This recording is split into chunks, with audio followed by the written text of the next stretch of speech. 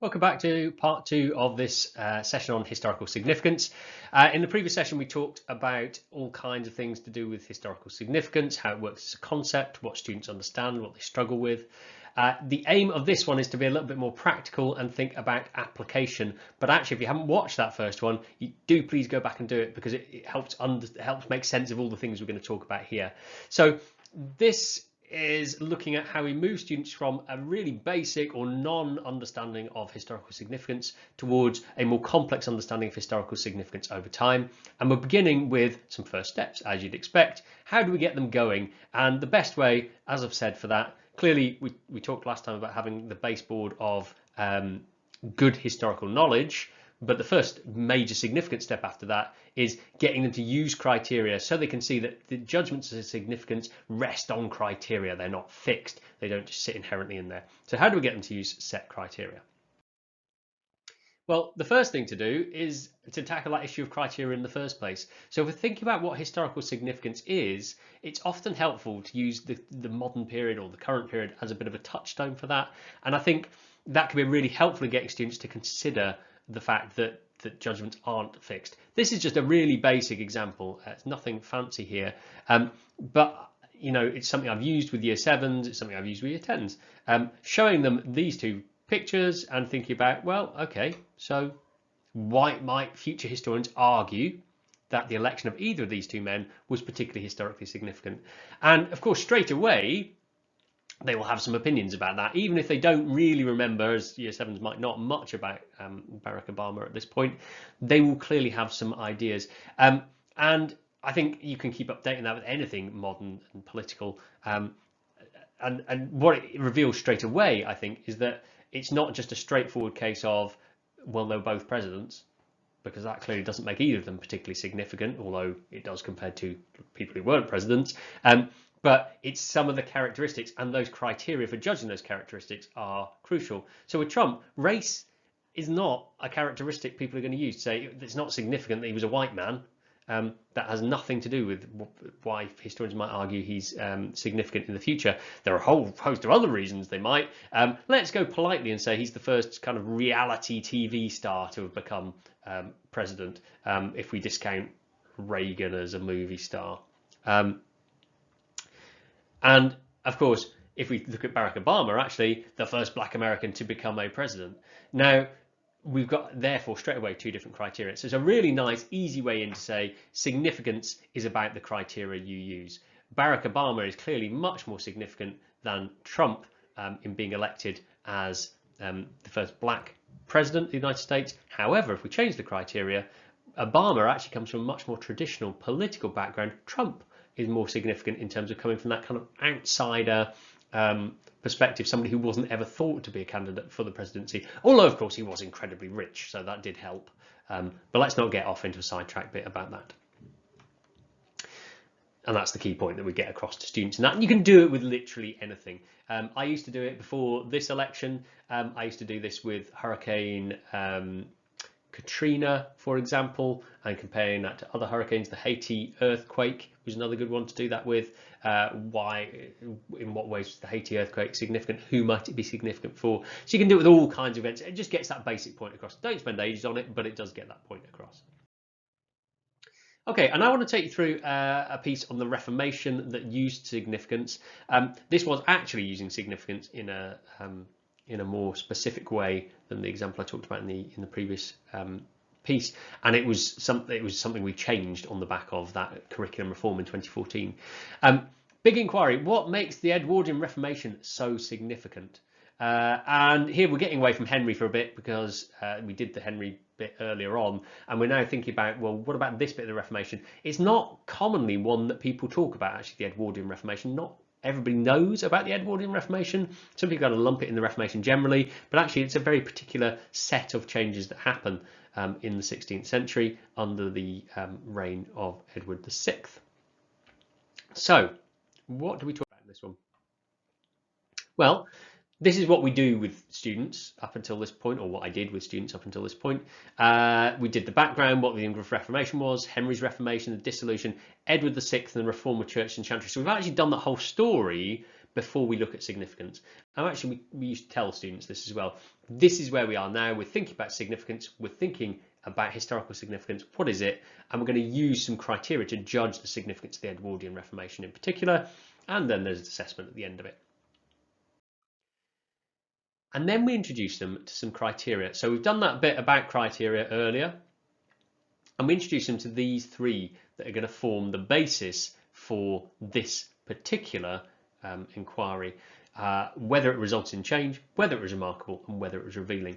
So we've not gone down a Bradshaw line here and taken criteria from historians, but we have used historians in our thinking about the criteria that we want to choose. And we've read historians to choose these particular criteria. And we talk about these and, we give students some things to stick in their books. What happened because of it, the impact it had, what about over time? So what impact did it have at the time it was happening and then over a longer period of time? How was it seen at the time? How has it been considered important or unusual, as remarkable? I quite like that unusual aspect. I think that's a nice one for them to hook into, to kind of get that and what's usual, what's unusual. And revealing, what can it tell us about how people lived and thought in the 16th century? So that idea of the revelation we try and get across as well. The next thing we then go into there is the bulk of the lessons. And in this one, we go back to the content we covered when we did the Edwardian Reformation, and we think about, well, which changes make the Edwardian Reformation significant? And in doing that, we think about the changes that happened both at the time and the changes that happen over time. So we think about, well, Edward brought in changes to the way that churches were decorated, for example. He closed down chantry chapels. He significantly reduced the wealth of the church. He changed the way church services were performed.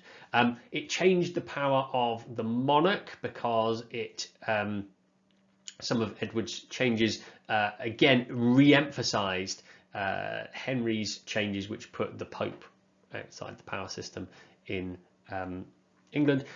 Impact in terms of changes which led to religious violence, for example. And we talk through those things, and we talk about also how those things, some of those things happened at the time, some of those things lasted a much longer period of time. You could, at Key Stage 4, I mean, this is a fairly straightforward one to do because you're just looking at results. But you could, at Key Stage 4, add complexity to that by getting students to judge some of these things and the impacts they had at the time and over time. So, for example, if we looked at the closing of chantries, that had a pretty massive impact early doors.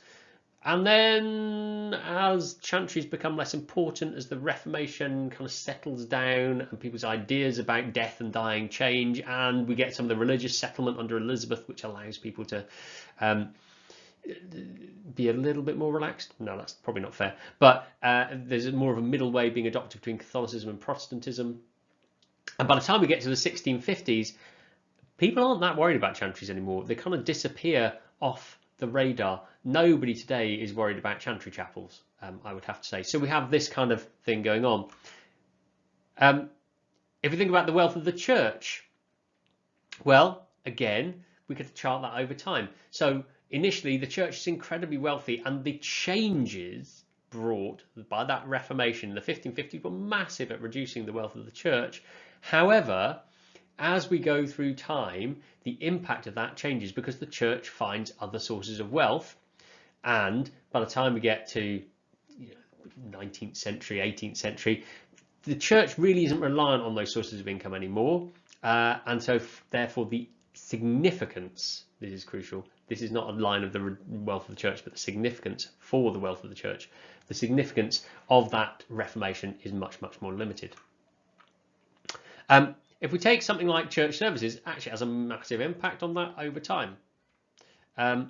Power of the monarch, again, it has huge impact on the power of the monarch throughout the Tudor period up to the Civil War. We only get the Civil War, which changes that, and then the Civil War comes in and messes it all up, and actually the changes to the power of the monarch are then much more to do with the Civil War than they are the Reformation, and so we see that significant stuff again. So you can see how you can start charting this over time, religious violence, etc. Okay, so that was one thing. So the results, fairly straightforward to do. What does the Edwardian Reformation help reveal about people's lives and beliefs in the mid-1500s? This is more complex for Year 7s because they're now being asked to do something which they haven't really done in history before, which is to use sources as a kind, use people's lives as a window to understand events. So what we start with this is we say, well, the Reformation produces an awful lot of records, and it produces records because when the Reformation happens, it changes laws, it changes the way people are supposed to behave, it changes the way people are supposed to practice their religion, and therefore it creates records. And it creates several types of records. It creates personal records, people who were able to write and read, probably and did record their experiences of going through the Reformation. And if you've not read Voices of Morbath by Eamon Duffy, that's an amazing look at one vicar recording the experiences of the parish of Morbath through the Reformation. It's incredible. There's a lovely scheme of work developed by Steve Maston, which is in teaching history, something, 100 and something, I think, but in which he uses that vicar's diary as a way of understanding the changes of the Reformation. But it could be a lovely look at revealing as well. So what does it reveal about lives? Well, it could be personal records that are created, but actually quite often it's in the legal records that are created. So we see stories and testimony being brought to courts about the things that are happening in the wake of the Reformation. So these new laws have come in, these changes have happened, churches are no longer allowed to be brightly decorated, abbeys are being closed down, chantries are being closed down. What can stories therefore reveal about the impact of the Reformation of people's lives through these new records? And that's where the revealing nature comes in. It's significant because it created change big enough to create these records, and therefore it provides something that's revealing. So if we wanted to say understand, and I use this visual metaphor with students, if we wanted to understand life in the mid-16th century, we would like to think that you could just go and, get a feeling for what it's like. We might go and see, it's very pastoral. We've got people who live fairly rural lives. Religion is important to them. We know that from lots of other sources that we've looked at up until this point. But unfortunately, as with all things in history, the past is really hard to see.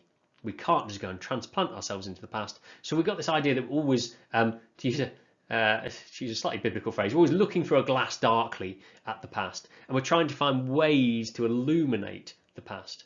And sometimes we find that events, key events, significant events, give us windows into that past, and because they generate these records that we've just talked about. So records created by the Edwardian Reformation create windows into the past. We talk about this with students, and we give other examples of where we've seen this before, and we particularly talk about things they probably have done at Key Stage 2 here in using testimony from family members as ways to understand the Second World War, which lots of them will have done as their key way into understanding a period they don't know anything about. And we say, okay, so sometimes you have a big event and it generates a lot of records. And the Second World War, of course, generated a lot of memory in people, but also it caused a lot of people to write down their experiences, to fictionalize their experiences, to create actual non-fiction pieces about their experiences being an evacuee or whatever else. So records created by the Edwardian Reformation provide windows on the past that we can use. And if it provides really good windows on the past, then we might say it's significant. So they allow us to see through and see little snapshots. And one of these windows is provided by the story of William Ombler's Rebellion, which I can't remember now if I've shared with you before. If I haven't, then have a listen, because this is a really interesting piece. And there are other examples like it. So William Ombler's Rebellion provides a little window onto the experiences and the feelings and the beliefs of people living in the 16th century about the Reformation, but about other things as well. So this is, you can download this, I think I'll put it in the links as well. This is the story of William Ombler's Rebellion. This comes from 1549, and it's all about Matthew White, who was an inspector for the king, who went off, was staying in an inn near Seaman. We use this because it's got a local connection near Scarborough. He'd spent a week closing down chantries near Scarborough and was preparing to sleep and was preparing to settle down for the night before he went out. The next day, visited some more chantry chapels, shut them down, and ended their existence, took the wealth that they had accumulated to pay for prayers. If you don't know what chantry chapels are, effectively they're places where monks would pray pretty consistently for the souls of the people for whom the chantry chapel had been established. So it was really common after the Black Death for people to pay for prayers to be said for them, and a chantry chapel was like a little mini prayer factory where priests and monks would say prayers for the soul of the departed to get them through purgatory. They mattered an awful lot to people. We know they mattered because they appear in wills a lot, and we know they mattered because lots of artisan workers, when they joined guilds, part of joining a guild in the Middle Ages was getting access to a chantry chapel as well. And lots of very rich people, of course, established their own chantries, which were set up for themselves and always the deserving poor. So there was kind of this social recognition that if you were rich and you could afford a chapel, and even guild ones, that it would be set up for the deserving poor as well. And so if you were poor, you might not buy your own chantry chapel, you might not even be able to afford to pay into a chantry chapel through a religious fraternity or a guild, but other people's chapels were praying for you too. So anyway, right, so he's going around shutting these down, and we do this story and we say, well, what he didn't realise that night is he'd never see the dawn, and then we look at some things that this might reveal. So what does the story reveal about how people in Yorkshire reacted to the Edwardian Reformation? What does it reveal about how Yorkshire Catholics were viewed by Protestants in the south? What does it reveal about the living conditions of people in Yorkshire in the 1540s? There's bits in there about it. What does it reveal about the stability of Edward's early reign at this point? So there's all sorts of things we can start to draw out as how could this be a window? So this record that's created by the events that happen here lead us to these questions. And here is the extract from that piece. As you can see, it's taken from Fox's Acts and Monuments book, which is a Protestant book produced in the 1580s, and it was to commemorate those people who died in the pursuance of the English Reformation and the Protestant Reformation. So it's a very loaded piece, and that gives it another nice revelatory aspect as well. The fact he's writing about this many years afterwards, his stance. But he talks about all kinds of things here, which are lovely ways of revealing things about life in the 1540s or 1550s, well, 1549. So here we go. So this is a record of the case of William Ombler, Thomas Dale, and 2 other men who committed murder and tried to create a rebellion in Yorkshire. They did this because they were traitors and hated the king's godly reforms of the church. So straight away we've got some revelatory stuff about how Fox interprets what was happening here.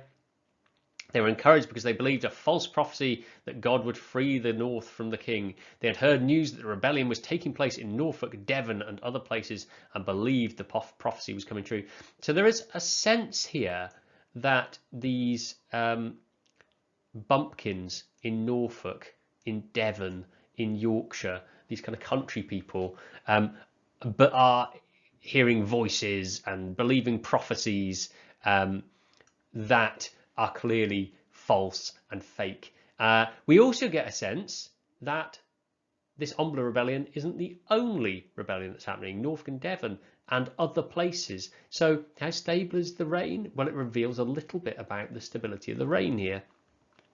The rebels hoped to start a rebellion. They planned to attack and kill supporters of the king, especially those who had been responsible for closing down the abbeys and chantries.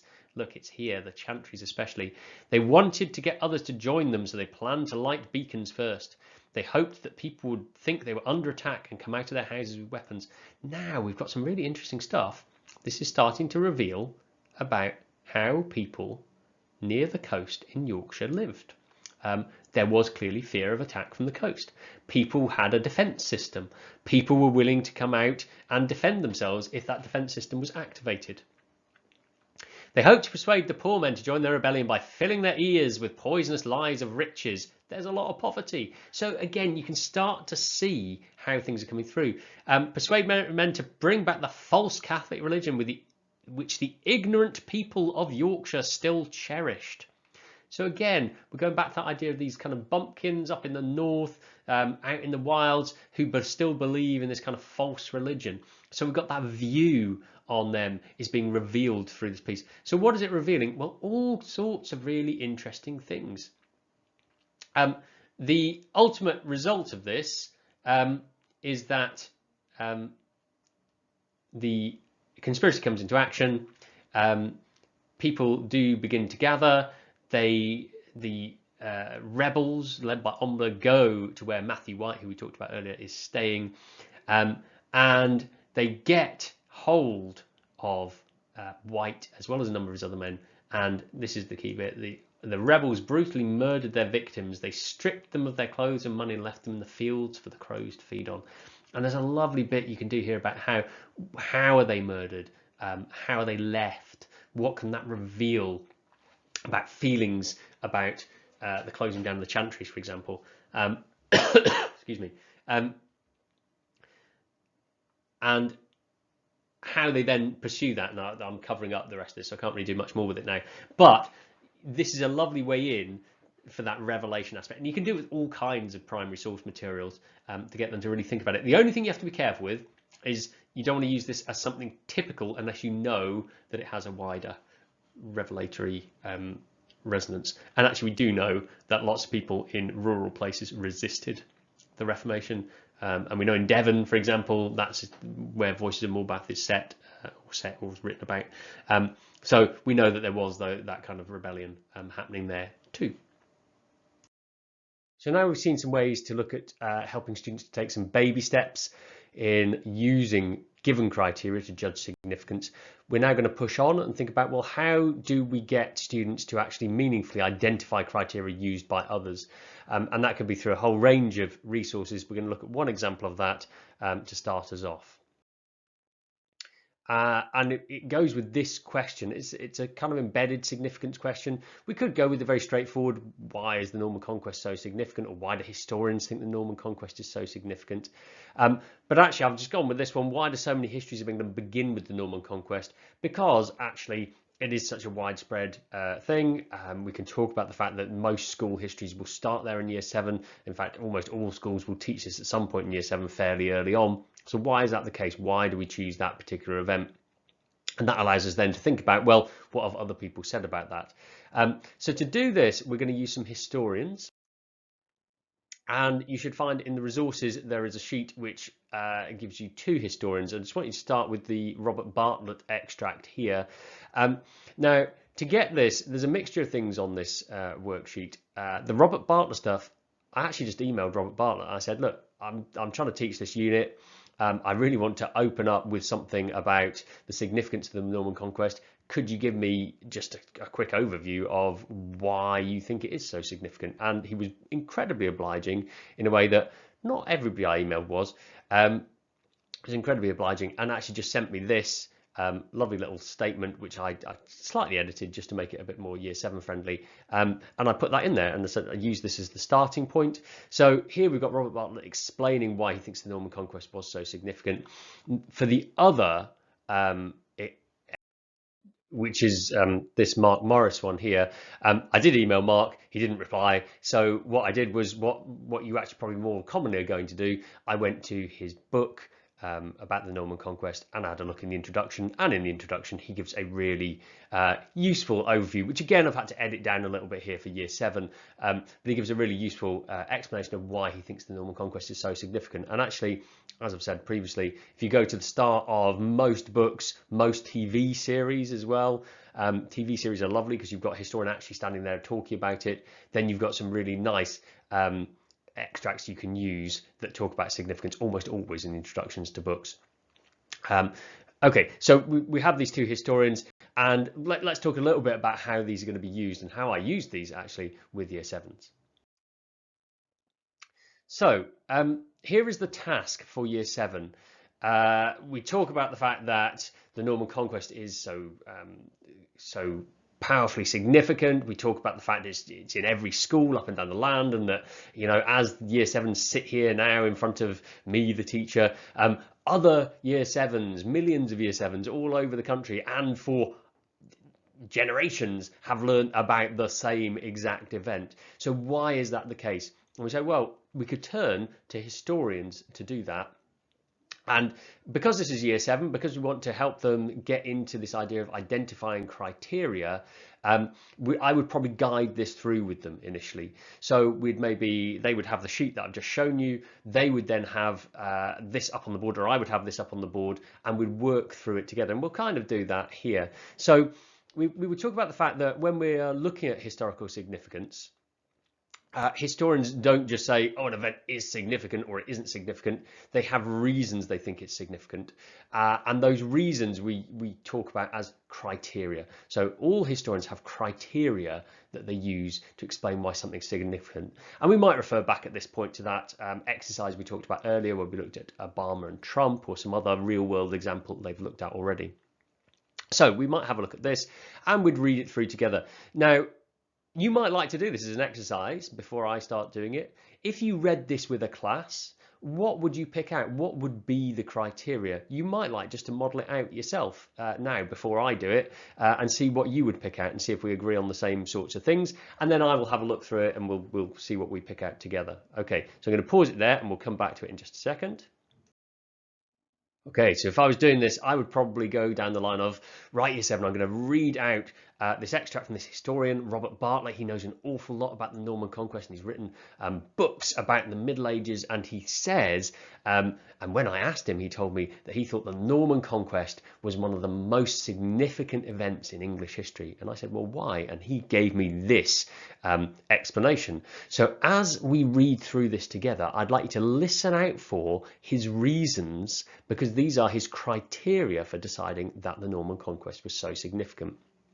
So listen out as we go and give a shout if you hear anything that sounds like a reason or a set of criteria, criterion we'd call it. Okay, so the Norman Conquest of England in 1066 changed the country deeply. Have we had anything so far? No, probably not. This is just saying that it was really important, really significant. Within 20 years, the powerful English rulers, the earls, remember we looked at those when we looked at Saxons, had disappeared and were replaced by new French lords. Nearly all the great churchmen, the bishops and abbots, were replaced by Frenchmen too. Okay, so what have we got so far? Well, we have the fact that the powerful English rulers have disappeared and they're replaced by French lords, and that the great churchmen, we talked about how important the church was, didn't we, at this time period, were replaced by Frenchmen too. So we've got the beginnings of a first criterion here that Bartlett is using, that Robert Bartlett is using. He's talking about the fact that these important, powerful rulers have disappeared and have been replaced by French people, and a similar point that the important, powerful English church leaders have disappeared and have been replaced by French people, and French men in particular at this point in time. So if I had a nice keyboard here, we might write that at the side, but I don't. So we might write those two criteria at the side here, that the powerful English rulers have been replaced by French rulers, the powerful English church people have been replaced by French church leaders. Okay, and then let's continue. So, as we go further on, since the king and the lords and the church were now French speaking, French became the language of power in England, and this had an enormous impact on the English language. Okay, so we've got a new criterion here, that French has become the language of power in England. And this has an impact on the English language. So he says one of the reasons the Norman Conquest is significant is because the English rulers are replaced by French rulers. One of the reasons the Norman Conquest is significant is because the church leaders, the English church leaders, are replaced by French church leaders. And another reason, and now we're going into a separate kind of area. So these were all to do with, what would we say these are to do with? We might write, and again, I wish I had a keyboard, but I don't. We might write, these were all things to do with power. Okay. But this one down here, this is now to do with maybe language. And that's a different thing. And we could argue that's to do with culture. We could say that, you know, language and culture, those are kind of close together. We could leave it as language for now. Okay, so let's have a look at the final thing that Robert Bartlett says when he's talking about the significance of the Norman Conquest. He says, because the King of England was now also ruler of a large part of northern France, English politics and French politics became intertwined. So they're kind of all moving in together. So let's have a look what we've got here. This is probably the key point, isn't it? English politics and French politics became intertwined. So that what's happening in France and what's happening in England become really deeply connected with each other because, well, because the King of England is also a ruler in France too. William came from Normandy. It was a part of northern France. So he's both the ruler of Normandy and he's the ruler of England. So those are both parts of his kingdom, which means that things that happen in Normandy will affect what happens in England, and things that happen in England will affect what happens in Normandy when we're talking about the politics, when we're talking about how they were led, the important people, and so on, decisions that were made about war and peace and trade, all those kinds of things. So Robert Bartlett kind of has three big reasons here that he says why the Norman conquest is so significant. One, because it changes who's in charge, so the power. Two, because it changes the language and culture of England. And three, and not just a little bit, he talks about it having an enormous impact. And three, he says it's significant because it brings parts of France and England together. And that these two have to work together and are linked to each other in this period. Now, that's no longer true, but it was for an awful lot of medieval history, right up until kind of time of King John, 1215, and even later, to be perfectly honest. So this kind of connection is really, really important and really powerfully saying. Okay, so we've now got some criteria. What I'd like you to do is take those different criteria and I'd like you to write them down in the table on the bottom of your sheet. So if you look here, I've given you 5 spaces here because it's up to you how you split this down, but you might just go for the 3 things that we talked about there. So the first reason you might write in here is that, never write in red pen. So reason number 1 we might put in here, year 7, is that it changed who was in charge. Okay, and this is horrible writing because I'm doing it with my mouse. So it changed who was in charge. That's the first thing that Bartlett tells us. Okay, it changed who was in charge, and I might even add in here English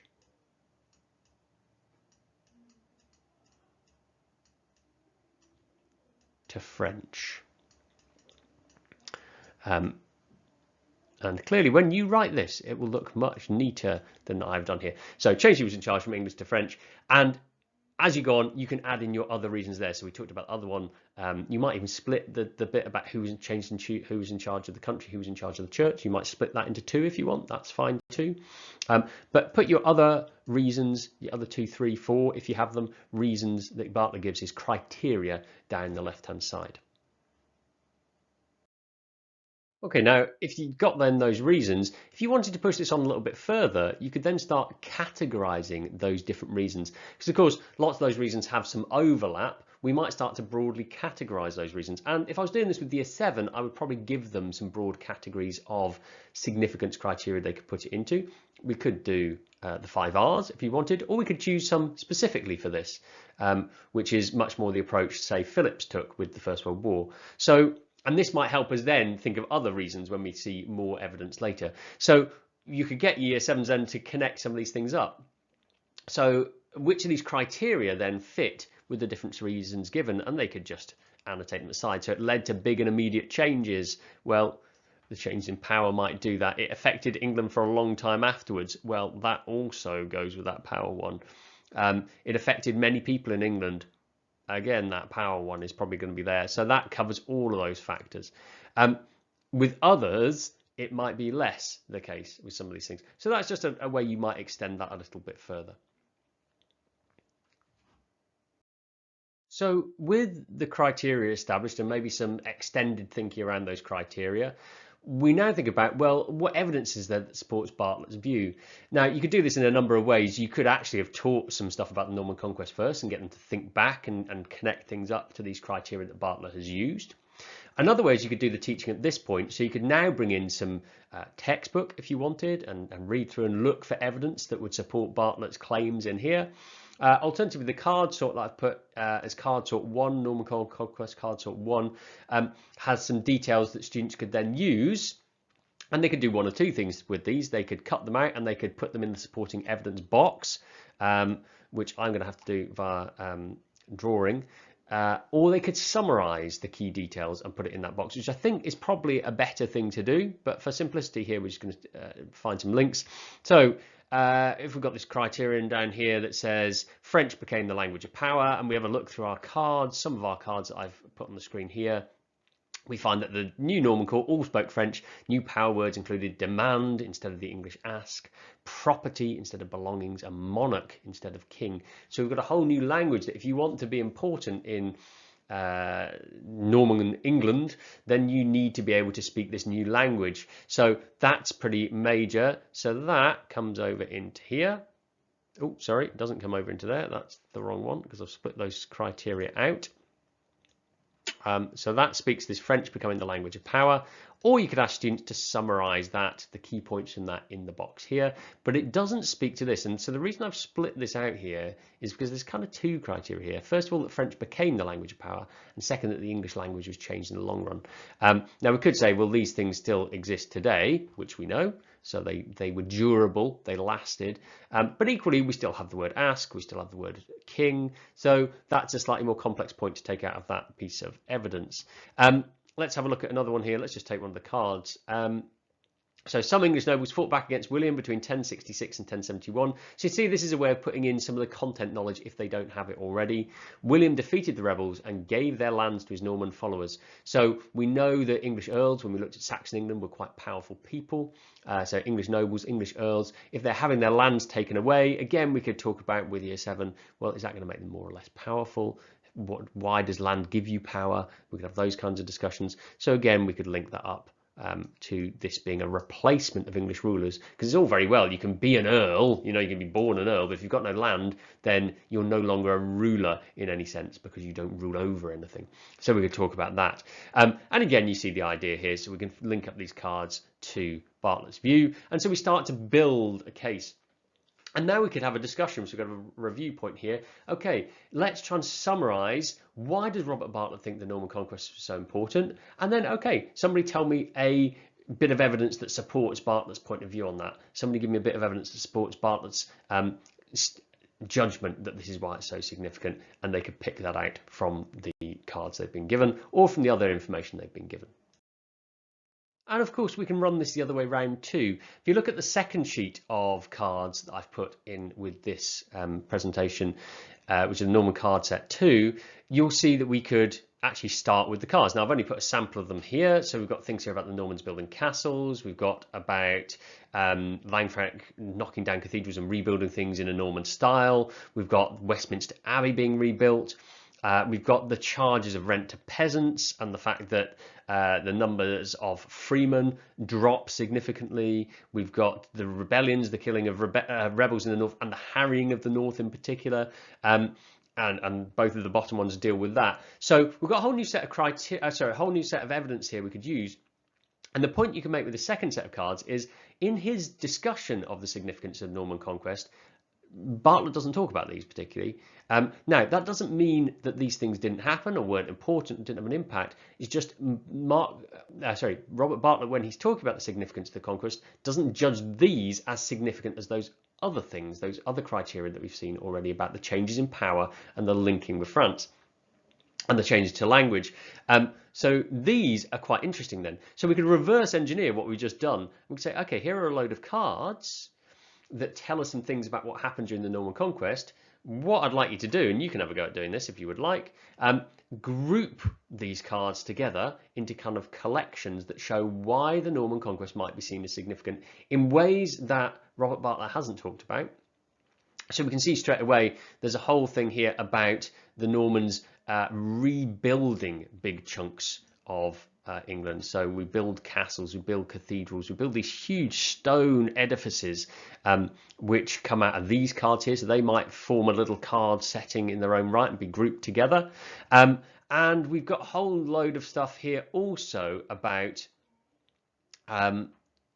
in this set of cards, there's more cards on some of the other ones, but the impact that he had, a really negative impact on people, especially in the north of England, and the people being forced to eat horses, cats and dogs, human flesh, that 100,000 people are thought to have died in a country with a population probably of about 1 million. That's a huge proportion of people, and obviously you could connect that up with death rates in, say, coronavirus at the moment.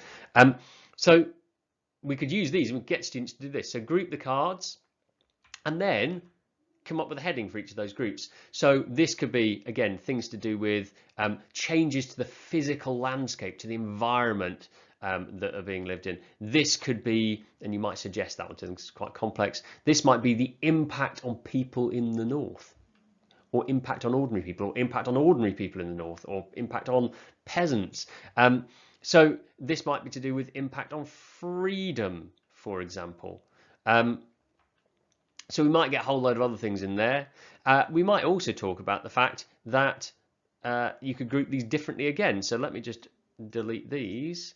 We might say that we could group these in a different way and say things that had long-term resonance. So that might be the fact that it's pretty massive that this happens here, and that the rebuilding of those cathedrals happens in such a major way here, and it happens in such a major way here.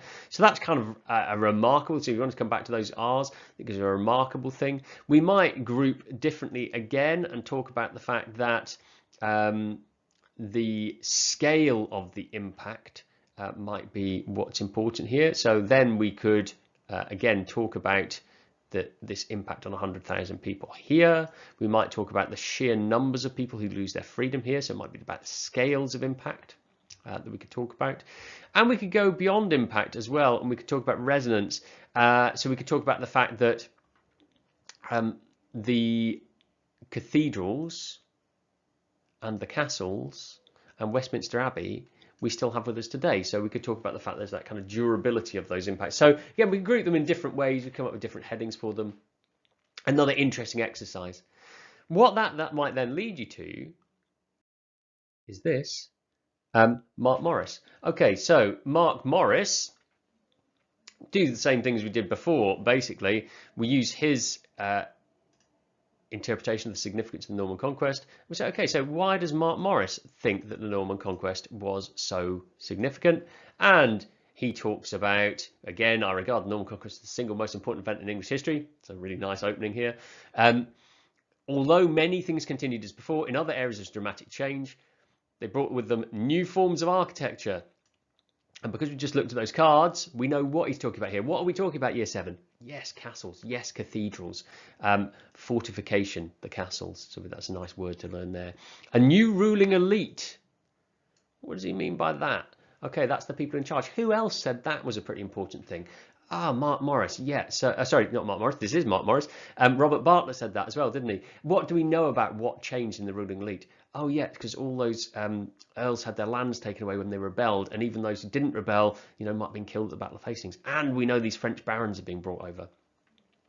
There was a new language of power. Who else talked about that? Oh yeah, again. So they're agreeing on lots of things, but let's just mark some things out as different. They don't agree on this one. Well, they don't not agree on this one, but Morris talks about this. Bartlett doesn't. New forms of architecture and fortification. That's a thing that Morris says is a significant aspect. A new set of attitudes and morals.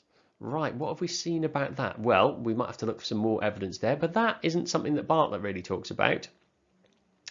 These impacts on everything from warfare to politics to religion and law, and even freedom of the peasants. Many of the changes mattered because they altered what it meant to be English. Now, Bartlett talked about changing the English language and culture in that way. This, Morris says, is much kind of deeper about changing what it means to be English.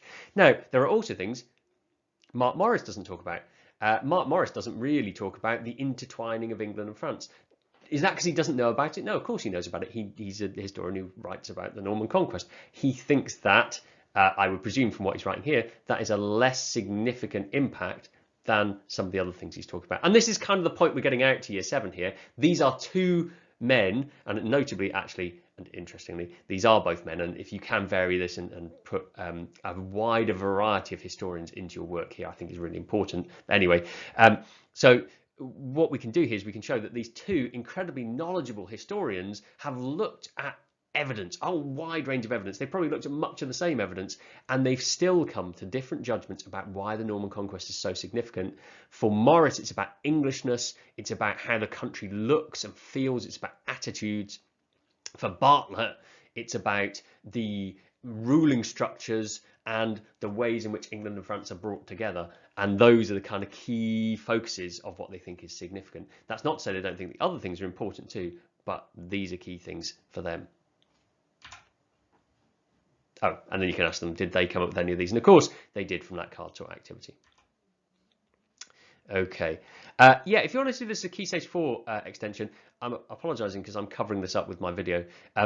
You might ask, well, whose interpretation do you find more convincing? So there's a nice way into this, because that question does come up, particularly with EdXL GCSE. Which interpretation do you find more convincing? And for convincing, we don't want to get into the nuts and bolts of who they are and why they're writing, and he's a historian so he's writing to inform, but they're both historians, it's irrelevant. Or, you know, I don't want to know about Mark Morris's personal life and how that might cause him to write about one particular type of history. What we could do, though, is say, well, Mark Morris uses this evidence, Robert Bartlett uses this evidence. Who do I find more convincing in their interpretation of the significance of the Norman conquest? Well, I find Mark Morris because he uses this evidence, and I think that was.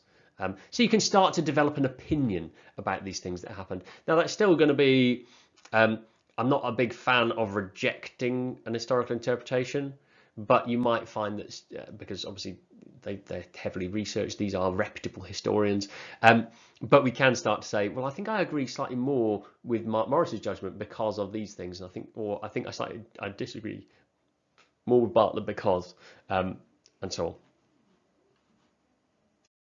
And of course, you can do that with all kinds of other historical periods, historical events. This is a really nice example taken from Paula Lobo-Worth's blog, in which she talks about the significance of Charles I, and she uses the book The White King to find out what it is that Liana de Lisle's believes is so significant about Charles. And she does exactly what we've just done with Bartlett and Morris, but she does that again at the beginning of a topic as a way to hook them into it. So they read it together.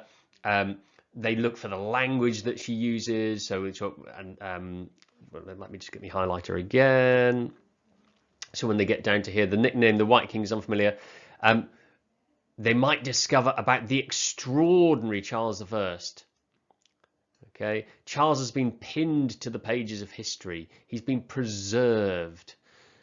He's one of the most significant reigns in royal history. So first thing she does with them is get them to say, well, what does Liana de Lisle believe about the significance of Charles? Well, she clearly thinks he's pretty important. How do we know? Look at the types of language that she's using about him. And then also, what is it that makes him significant? So she goes through again, and they start looking for the reasons and the criteria that's used. He was a king of high ideals, was a man of flesh and blood. He's been pinned to the pages of history as a failed king, executed at the hands of his own subject. So other people have said he's significant because he was executed by his own people. She clearly doesn't agree with that, and you can look at the language choices about failed king that she uses. So we've got that in there. We can continue a little bit further. Why else is he significant? Well, because as it talks about a little bit later on, that Charles was not a saint or his wife's puppet, but a man of strengths and failings. So what's her view here? Hers is quite interesting. He's a courageous king with high ideals, and and misjudgments that lead to his ruin. We feel horror and pity at the drama of his life. Actually, it's not. Her significance criteria are not really about what he does or doesn't do, at least not in this bit. They're much more about that element of resonance and revelation. So two elements here. One, we get a revelation, we get an understanding of humanity, our humanity. She talks up here about he was also a man of flesh and blood. He's just like us. Charles is not a saint or a puppet, a man of strengths and failings, a courageous king high. So it reveals something about the human condition, the human character, and it gets a little bit further on.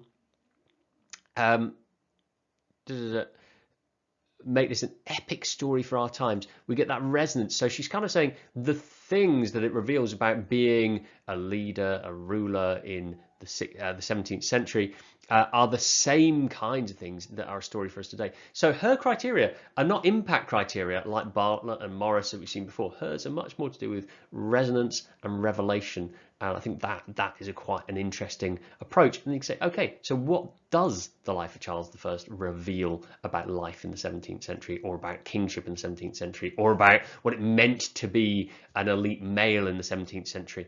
There's a whole range of things that we could do in there. Or about relationships, as she talks about with Henrietta Maria, as she talks about the relationship between powerful men and powerful women in this period. There's a whole range of things that we could go into as revealing in there. And we can also look at other sources. So we've looked at historians quite extensively now. There are a whole range of other sources. I don't know if anybody's seen Made in Dagenham, but that's where this little film extract is from. We might ask the question, well, how significant was the Ford sewing machine strike of 1968, on which the film Made in Dagenham is based? You could watch that film clip. And you could do a similar task. What criteria does it give? Now, I can't play that through here because it won't work. But if you get the opportunity, go and have a look at the trailer for Made in Dagenham, and it will give you a whole list of things that it suggests are significant about the strike and why everybody should watch a film about the strike. And a lot of it is to do with pursuing rights for women, especially in the workplace. Now, if you had a chance to watch the whole trailer, you'll see that there's loads you can pick out from the way that the clip is done, the music they use, the dialogue that they use. But I think these four little banners that come up over the course of that trailer probably tell you the judgment that's in there. Why is it so significant? It's a man's world, but the women of one town are going to change it forever. So we get that idea that the events of the Ford factory strike are significant because it significantly alters the way that women are seen in the workplace. It alters their rights. It alters their it permanently changes the way that pay and a whole range of other things are thought about. So we can use that as a starting point. So then we might look at other historical interpretations. So that's a film interpretation. Do other people agree? This one comes from a companion website about the Ford sewing machine strike in 1968, and it talks about the fact in here the Ford women machinists did make history. Their action was inspired the Equal Pay Act of 1970. The Dagenham workers were among those that laid the foundations for something bigger, women starting to play a much fuller part in deciding how their workplace relations were determined. So that certainly seems to agree with the film trailer. And then we could say, right, well, let's look at the evidence that this is what was happening. Let's look for the evidence that this was a significant turning point in women's rights, that these women did make a massive impact. And we could look at the evidence that goes with that and then compare it to other judgments of the significance of this Ford strike. So this is a judgment being made just as the machinists go back to work, basically. So it's at the end of the strike, and it's quite interesting to start looking at the way in which this contemporary account ascribes significance or not to that strike. What does it say? The 187 women sewing machinists whose 3-week strike cost Ford £8 million in lost export orders are to return to work today, but they could be back on strike again within days. Coming down to the next red box. Now the women want their rate to be raised 92% of the male rate, and it's at Vauxhall. At present, the Ford female rate is 85%. Production of 2,200 cars a day was brought to a halt by the dispute. 9,000 workers made idle. The telegram the Prime Minister sent last week, Ford warned that the entire workforce of around 40,000 men would be laid off this week unless work resumed. So, did it have an impact? Yes, it certainly seems to have had an impact. We can see it had a financial impact for Ford, but that isn't really what the film talks about. It isn't really what that judgment of significance talked about earlier. That talked about things to do with equal pay and rights. This talks about a financial impact on workers. It talks about financial impact on Ford. It talks about a potential financial impact for the country, laying off that many workers. And then as we continue, that final red box down here, the women struck originally because they claimed their work had been undervalued and they'd been put on an unfairly low pay grade. But for a time, the issue became one of equal pay. So the argument here is the equal pay issue is right at the end of the article. This is not the major impact of the Ford machinist strike, according to this contemporary newspaper. So that's interesting, and it's a thing to start wrestling with for students. And this touches on that idea of synchronic and diachronic significance being slightly different. This is another interesting source, strikers' own reflections on the significance of their actions. These all come from that sro.sussex site, which is a great one to have a look at, actually, if you're interested in this period of history. These all come from the 1970s and 80s, so actually after the event, but not as long after the event as Made in Dagenham. And I think what's really interesting here is the way in which the women talk about their experience of the significance of what they did.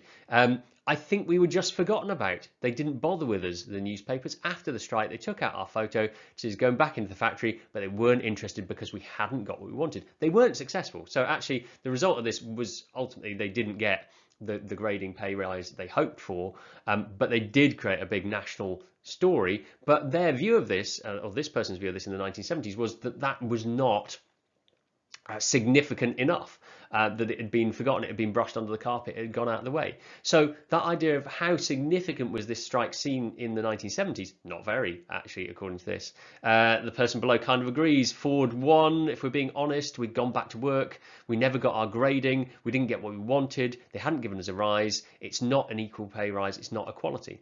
So again, that view that even though this does lead to equal pay acts in 1970, this person doesn't really see that as a victory, and their own perception on this is that it wasn't a victory. And actually a really interesting one, because there's a lovely bit if you watch the trailer in which it kind of suggests that everybody's in this big feminist movement together. There's some really interesting reflections here. The trouble is that all these feminist groups never bothered with us, did they? Because when we were asked this a little while ago if we'd been fighting with the feminists, and to tell the truth, I know they had a lot of walks and they got together in London at one time, but they never thought to invite us, did they? So we've got this really interesting split. In the film trailer, this is very much suggesting we've got a unified movement bringing together women from all over the country. This questions that. It questions whether or not this was a unified movement, and whether or not it was all women getting involved in a fight for equal pay, or whether actually what it was is a whole range of people doing things for different reasons. So these contemporary sources actually question the significance ascribed to the Ford machinist strike by films like Made in Dagenham and like that historical extract we saw a couple of slides back as well. So these are really interesting ways to get into this. Equally, you could find other people and other evidence, and I haven't got it in here, but you could find other evidence talking about, well, why the Made in Dagenham story might be an assessment of significance you might agree with, and why you might support that view. Or you might use these to think about the significance of the strike in a different way. And then just a few thoughts on other ways to use interpretations of the significance of events.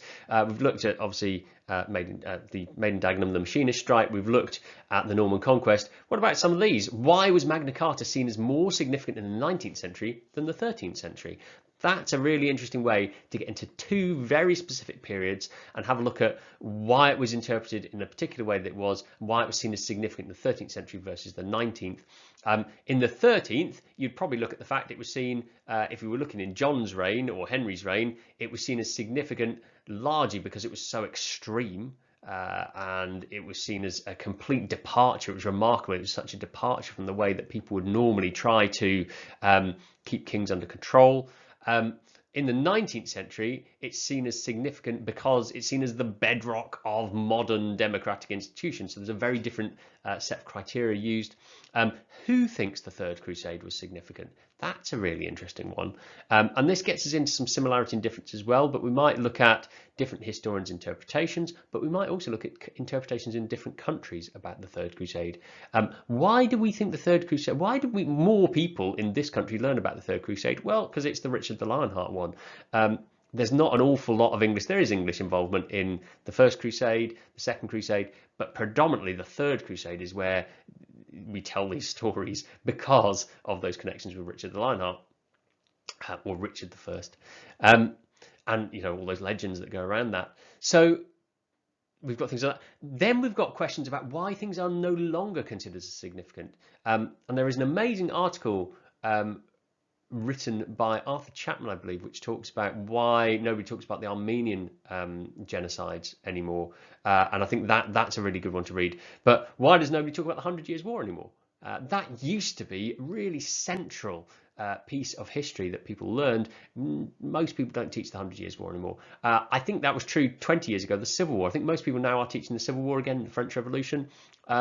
But there are other events that have dropped off the radar. So why do people no longer talk about the Boer War, which again was a pretty major war to teach about in history?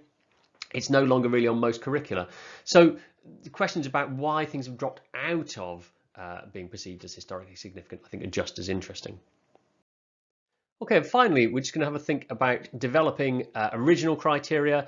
Now, if students have grasped all the earlier things, developing their own criteria for significance is probably not too much of a leap because they'll have seen how other people have done it and they'll be able to do it themselves. But if you're leaping straight in there, this is the kind of thing that at A-level it works, can be quite tricky. You can just about do it at GCSE, but as we've touched on before, GCSE doesn't necessarily reward that kind of thinking. So here are some suggestions. You'll find in the files that there is an attachment called Working with Historical Significance or something similar. It's the final file that you won't have used yet. And it's a set of guidance used for A-level students when they had to write their own personal study. When we taught an A-level, where the personal study they had to write was write about a historically significant event. And that was the guidance. And they had to just generate some criteria for significance and they had to write I think 3,000 words on the significance of a chosen event or person. And here are a few that people did quite well. And I quite like this because you get to the idea of how they shape things. First one, what was the historical significance of the Albigensian Crusade? Quite niche, but really, really interesting. And they focused on the religious significance and the political significance of the Albigensian Crusade. So those are your kind of big criteria. And then within that, those are the big spheres they looked at. And then within that, they had some criteria within each of those spheres. So did it achieve its actual aims? Was it pivotal in defining attitudes towards the church? Was it a false dawn? What does it reveal about the age of the Albigensian Crusade and what was happening? How is it perceived in France today? And they wrote their assignment around those big areas, thinking about both religious and political significance as well. And just one more, what's the historical significance of Gorbachev? Looking at politics, economics, international relations and Soviet culture. So a whole wide range of things, and using these criteria, so how he impacted on things at the time, so his political impact, his economic impact, etc. How groundbreaking his actions were. Often Gorbachev is seen as this great break with the Soviet past. Were his actions really that groundbreaking? Well, actually, economically, not as groundbreaking as many people would think if you start to look into the evidence. Politically, pretty major. The extent, so that touched on the next one. They're those two that overlapped a little bit. How he improved or worsened people's lives. So this is more to do with his impact. So in terms of politics, economic, international relations and culture, how did he impact on the lives of people, for better, for worse? The long-term impact on Russia, not just in his own time, but afterwards into Yeltsin and even up to, I think they took this right up until the early 2000s. And why has he been forgotten? So why has he disappeared from Russian history? Gorbachev is still alive. Most people don't know Mikhail Gorbachev is still alive. He's on Twitter if you're interested. But why is he so insignificant today? his significance seems to be very limited to just this tiny period of history. And it's not just because he's out of power. There are other reasons they went into, and some really interesting stuff that came out of this. So hopefully you've got a range of things there that you could have a think about in terms of significance. In our first session, we looked at what significance is, some of the thinking around significance. And in this second session, we've tried to look at some more practical applications and things you might try with significance. My final challenge for you is, well, what are your key takeaways for thinking and planning about historical significance? And an extra challenge I'd like to set you, which is have a think about a person or event that you think might, or even might not, might no longer be historically significant, was significant, now is considered not, and see if you could think about how you would design a really good inquiry question that would encapsulate that, and maybe have a think about some steps that you would put in place to help students get a handle on working with the significance of this person or event. So I don't know, maybe it is the significance of the California gold rush, because America, the significance of the California gold rush, and you think about, well, what would my key inquiry question be? Why was the California gold rush so significant? Fairly straightforward, you could do that. What was more significant, the California gold rush or the Pikes Peak gold rush? Comparative, a little bit more complicated. How would you get students to think about criteria? Would you start them off with an historian maybe? Would you start them off with some criteria and get them to try and apply them to that gold rush, and get them thinking about it that way? What would you do? How would you make it interesting? How could you bring in ways of testing those judgments of significance? How would you get students, and this is the crucial one, how would you get students to care about the significance of whatever you've chosen, whether it's the California gold rush or something else? That's the really crucial test of a good significance question. Like I say, these often turn up as interview lesson tasks, a lesson on significance. So the more you think about it, I think the easier those tasks become. Do have fun planning it. If you want to send me anything you've created, that would be amazing to have a look at. Until then, if you need anything else, do get in touch. I hope you've enjoyed this, and I'll see you again soon.